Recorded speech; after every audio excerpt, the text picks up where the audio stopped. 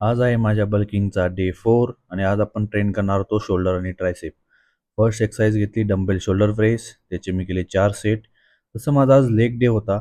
पण last time heavy स्क्वॉटमुळे थोडं knee pain असल्यामुळे या वीकला पूर्णपणे लेगला मी रेस्ट दिली आहे.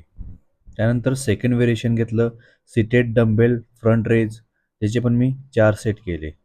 सध्या जो आपला बल्किंग फेज सुरू आहे, त्यामध्ये आपल्याला जे वीक मसल ग्रुप आहे, त्यांना स्ट्राँग बनवायचे आहे. त्यामुळे जो वीक मसल आहे, तो मी वीकमधनं 2 वेळा ट्रेन करतो. थर्ड व्हेरिएशन घेतला आपण केबल मशीनला अपराइट रो.